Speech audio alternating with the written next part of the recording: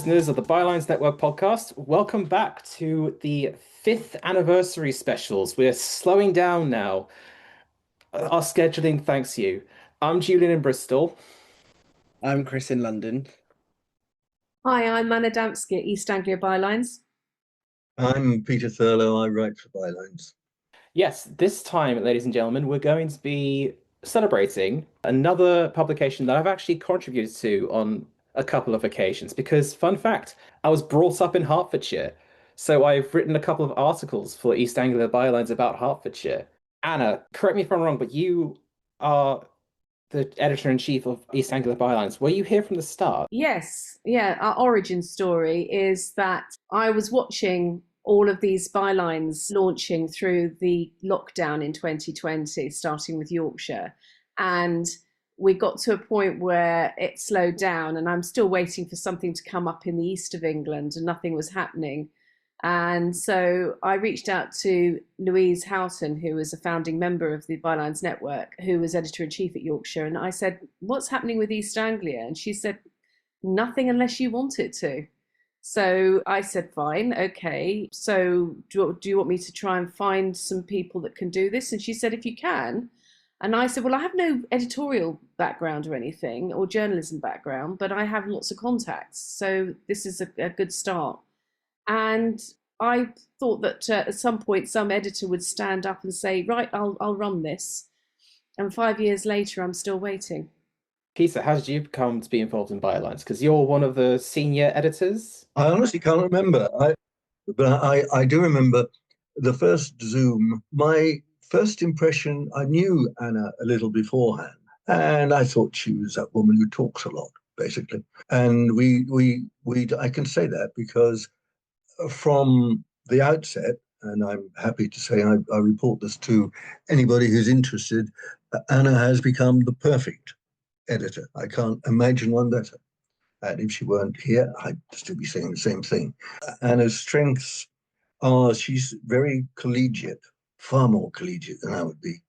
And if anybody throws their toys out of the pram, that would usually be me. And Anna deals with that. Occasionally, we have what you'd call a creative tension between us. I use rude words. Anna always keeps her temper. But these things pass over.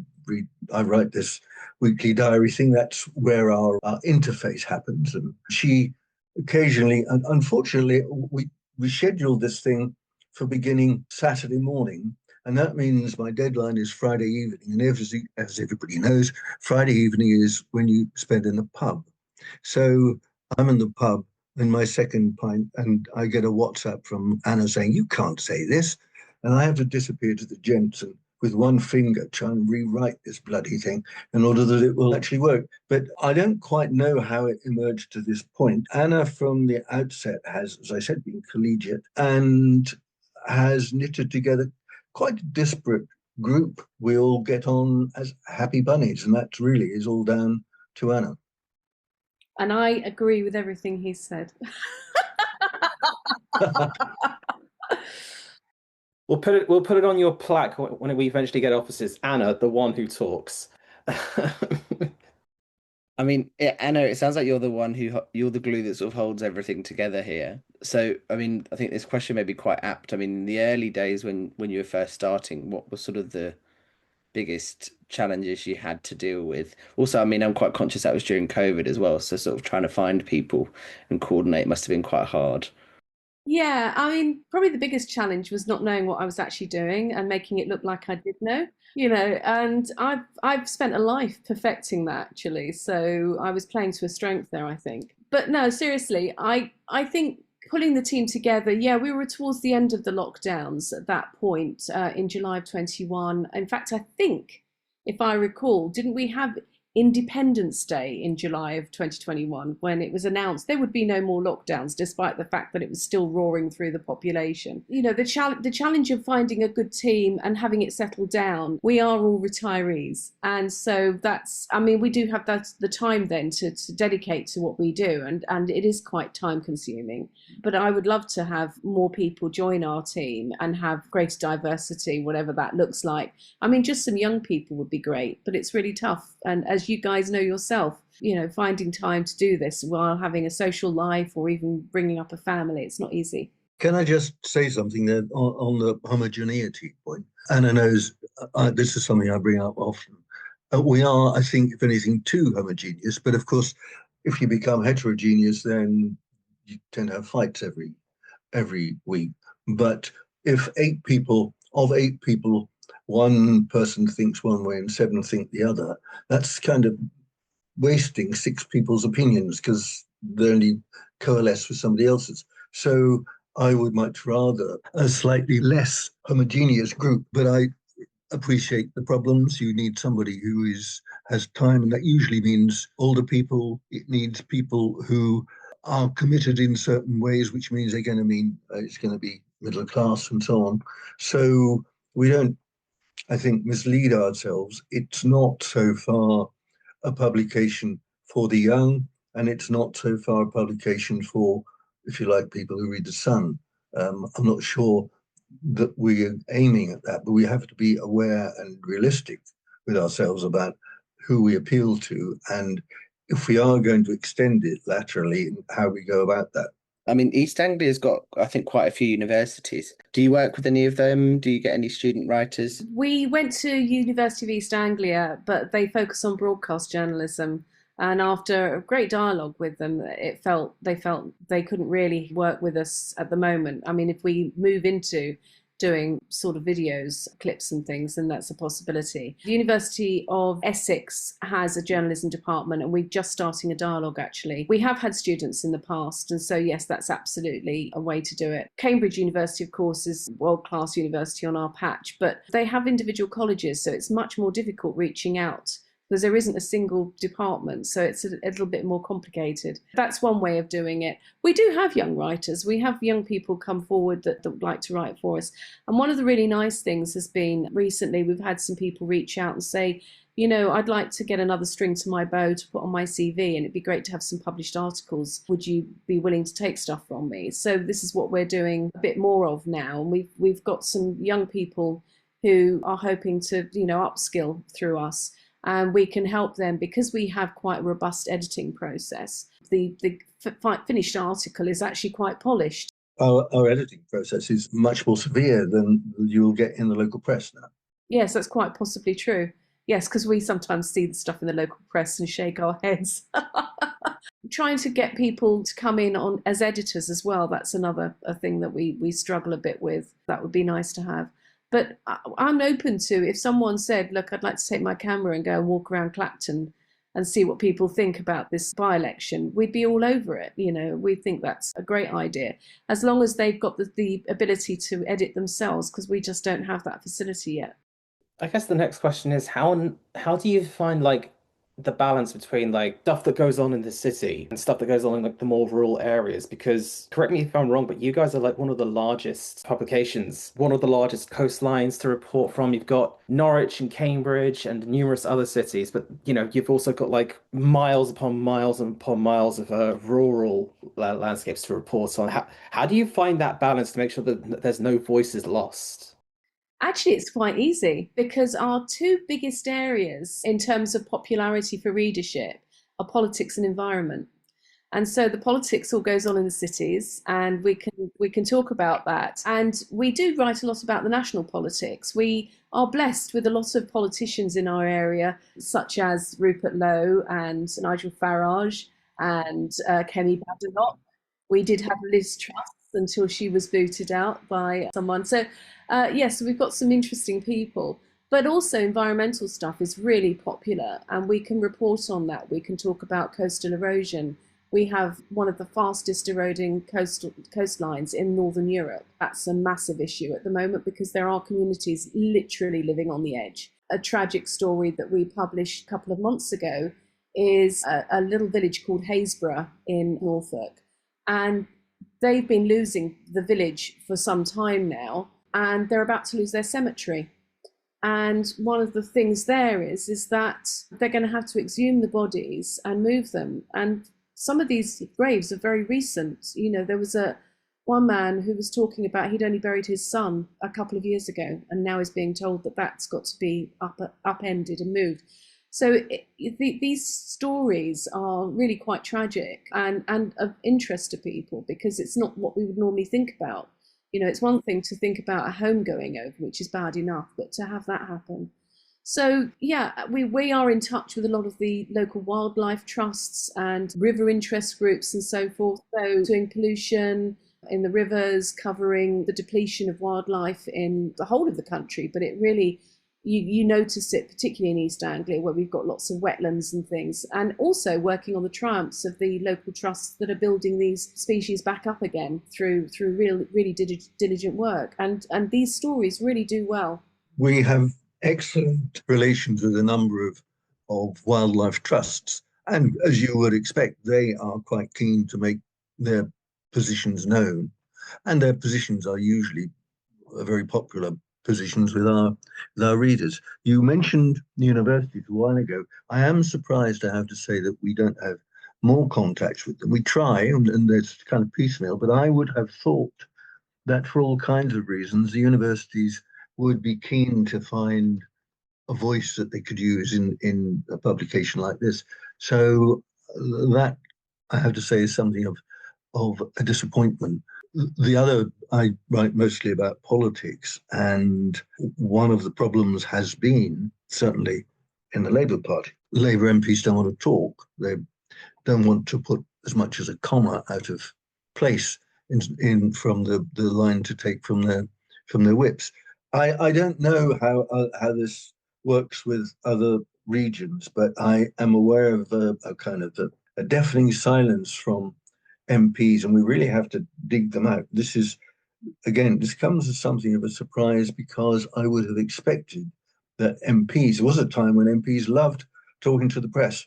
In recent times, they have avoided the press like the plague because they get in trouble if they say the wrong thing. Who knows, with Andy Burnham's intentions to relax the whip, then that might change. Anna is right in terms of we get most of our politics from the urban centres and most of the environment stuff from the rural areas. But we also have some stuff on poverty, particularly from rural areas. And as at the moment, it's the kind of area where the government, whichever government, quite likes to house asylum seekers because there are disused RAF bases around the place.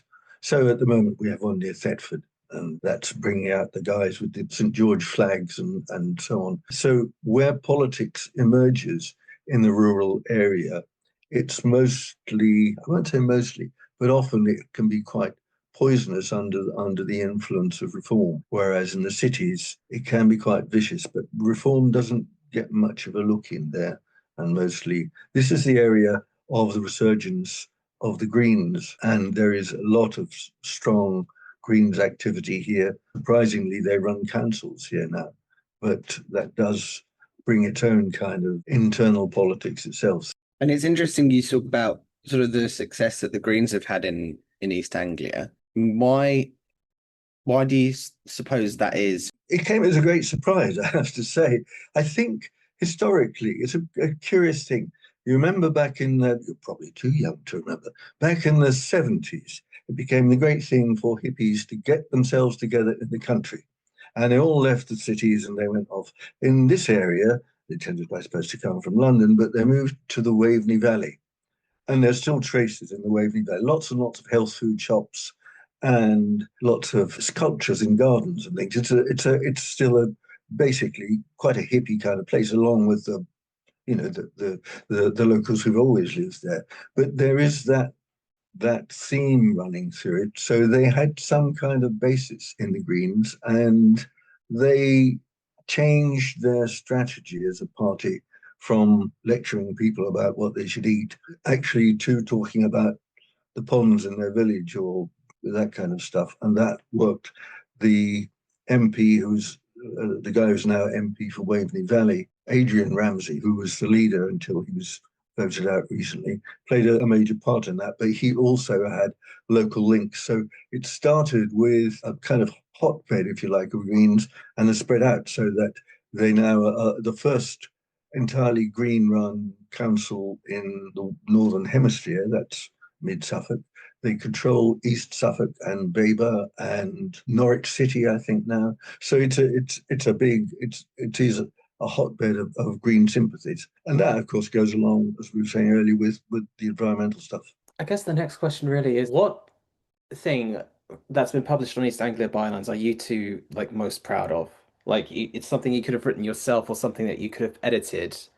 But what's the one that you're gonna, if you do ever decide to leave the organization on that fateful day, what's the one thing you're going to look back on and go, that one? I think one story which has been ongoing was written by one of our writers, J.J. Jackson, and he has a great ability to get something in his teeth and just not let go. And he was very curious about what was going on at Thurrock Council in their fraud department, because their fraud department completely failed to notice that their own councillors were spending money hand over fist to the point that they got into debt by £500 million. And actually the debt was worse than that, but that was the bad debt. It was actually 1.2 billion. It's the most any council has ever gone into debt. And that its own fraud department wasn't noticing the dodgy deals, and they were dodgy. I mean, it's all being catalogued. I'm not defaming anyone. And so he just kept going, looking at this group of people, and discovered that they were using a police domain name, which you can't use if you're a councillor, or a council worker. You can only use it if you're in the police force or in connection to the police. And so he started looking and finding photos of council workers dressed almost like police, who were working with the police to do raids on people's homes. And the fraud department there, I mean, most councils have a fraud department, and what they're doing is they're looking to make sure that people are paying their council tax and are not defrauding the council. And they're there to make sure they're keeping an eye on the public purse effectively, and that no one's doing anything they shouldn't. But this department was going into another level, and we revealed all of that in a series of articles. And there's still stuff that we're digging up. The question sort of following on from Jules was, as the network sort of developed, as your publication has developed, sort of how has your operation changed? Have the stories changed? Did you focus more on sort of local stuff at the beginning and then broadened out? Actually, yeah, we did do a lot of local stuff, but I think even at the start, some of our writers were already interested in writing sort of national stories too. And I think we've gone back to focusing a bit more on our roots and trying to do more local things. It's finding a balance, because obviously we want to keep our readers interested in the unique side of East Anglia, and because so they all live around here. One of the things that's really important for us is to ensure that we've got a readership that is in our locality. And while it's nice that we have readers from all over the country, we are primarily aiming to talk to readers locally, and we look to try to publish even national stories with a local lens. How is it going to impact where we are here? I write a weekly political diary. I began by writing only about local issues, council scandals and jokes and things. And I realized from what I could tell from feedback that actually we producing East Anglia Bylines seemed to be, certainly on a political level, more concerned with local things than the readers were. I don't mean they weren't interested in local stuff, but they wanted national too. So gradually the diary has become much more aimed at national readership. And it's clear from feedback that we get a lot of readers of the diary from well outside of our region. But even so, I began it hoping to write about local politics, and that really is what I still try to focus on that, even though much of it does have lots of national stories. I mean, when you're talking about the recent national political scene, it's very difficult to avoid them. But Anna has already said in our patch we have Farage, we have Low, we have Badenoch, so often the local story is also national. And I think that one of the things that's been interesting is that over the period of 5 years, more and more people have got to hear about us. And so we get spontaneously contacted by local councillors Despite the fact, as we were talking earlier, we've got a very strong Green contingent here. Reform have just taken over county councils for Suffolk, Norfolk, and Essex, and so people in opposition are now contacting us to tell us some of the things that are going on there, and a lot of that is appropriate for the diary that Peter can then pop in. But I think overall we haven't changed a great deal. We've got a lot more experienced. But I think in terms of output, there's not been a great deal of change. We've tried running different series. So one of the things I think you asked earlier about what we're proud of, in the aftermath of Brexit, we wondered, because we have a lot of Europhiles amongst our team, how Europe was actually reacting to all of this, because we hear a lot about how the Brits were feeling about it, especially particularly those on the Remain campaign we were plugged into. How were you people in Europe?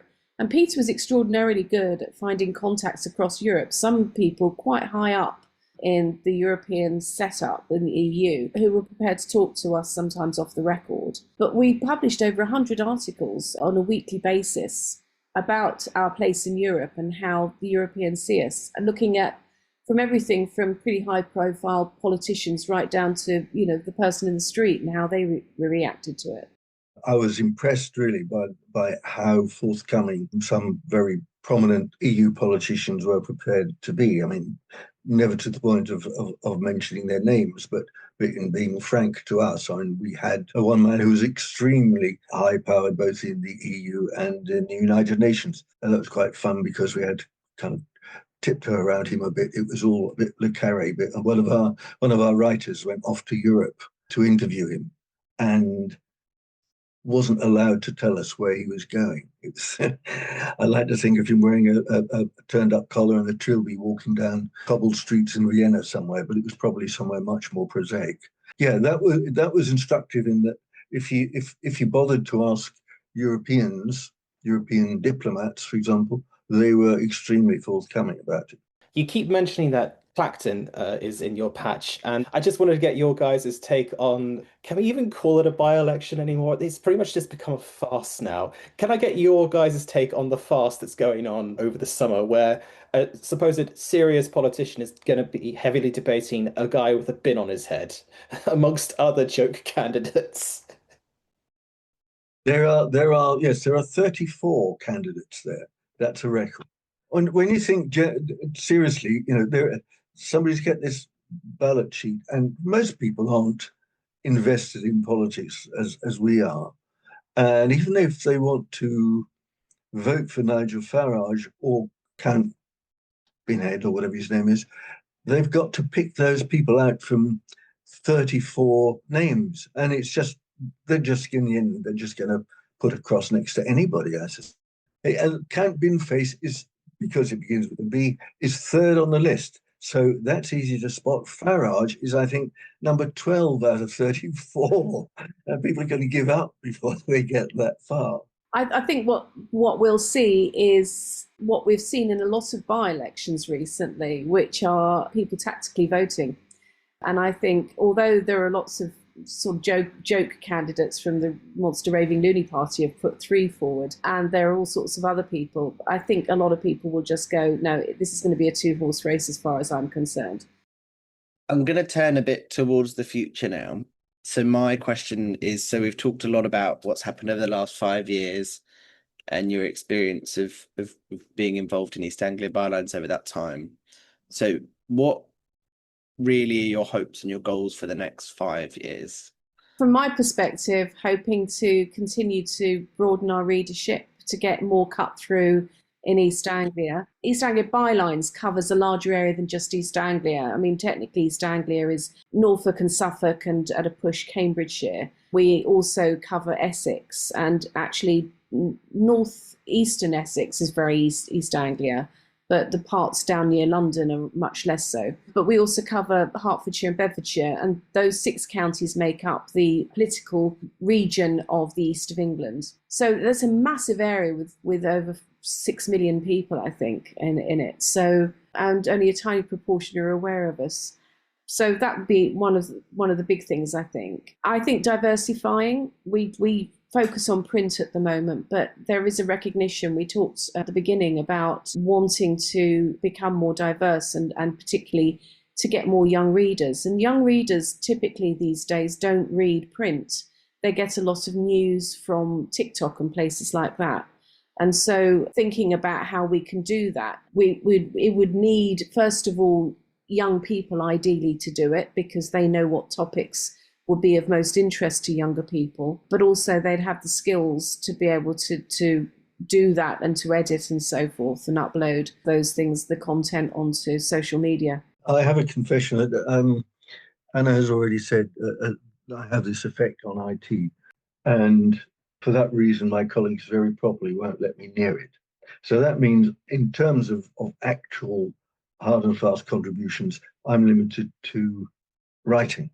But I have to say that I look at what's happening on the core team's page and other pages, and I'm frankly gobsmacked at the professionalism and the sleekness with which everything seems to happen. And I can look at that, and I'm completely, and often they're talking about stuff that I don't begin to understand, but they're across all of this, and they're developing all the time. So I have to look at what I can contribute. What I can contribute is sort of ideas and poking around on the outskirts of things and trying to find new things. And I would also dearly love to have more writers who could address newsy things, because we have the capacity to cover news as we sometimes do, but it's a bit kind of hit and miss. And we have the capacity, if we could get the right people, to have a serious news presence. Last question from me, I guess. What do you think makes East Anglia Bylines unique from the other publications under the network?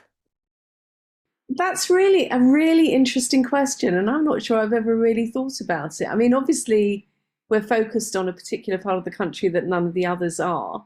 I think that probably we have the longest running editorial team now, where 7 of the 8 of us were the ones that founded it. We lost 2 on the way, as I mentioned earlier, and we gained another. But on the whole, we've had that same group. And it's given us continuity, and it's helped. We've all kind of grown together into what we're doing, and so we've all become professional. Because at the end of the day, we're all just citizen journalists. We're not professionals. And how do citizen journalists get better at what they're doing? And I think it's through a lot of practice and a lot of work, a lot of hard work. And I think that's one of the things we can do is say, yeah, we've built up a great team as a result of that being really focused and focusing on the output and rather on personality. So even though we're quite disparate people, it works. And I think we do. I mean, we have the Pecksniff Diary, which is unique, and that is read quite widely, actually.